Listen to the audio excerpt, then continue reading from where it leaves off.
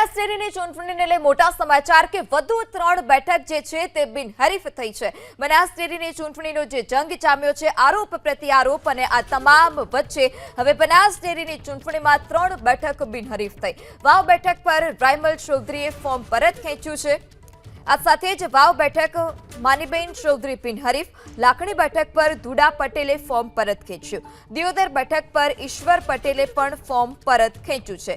તો વાવ બેઠક પર રાયમલ ચૌધરીએ ફોર્મ પરત ખેંચતા માનીબેન ચૌધરી બિનહરીફ થયા। વધુ માહિતી સાથે સંવાદદાતા રતન ફોનલાઈનથી જોડાયા છે।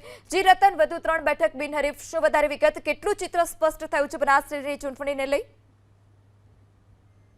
તો ગઈકાલે જે ફોર્મ ખેંચવાની પાછળ જે તમામ જે બેઠકોનું છે, અત્યારે તો 36 બેઠકોની હતી, તેની જગ્યાએ અંદર 16 ડિરેક્ટરની જે ચૂંટણી થવાની હતી તેને લઈને અત્યાર સુધીમાં તો આજે બનાસ ડેરીની ચૂંટણીમાં વધુ 3 બેઠકો જે બિનહરીફ છે તેને લઈને અત્યારે તો જે 16 બેઠકમાંથી ટોટલ 9 બેઠક જેટલી બિનહરીફ થઈ છે।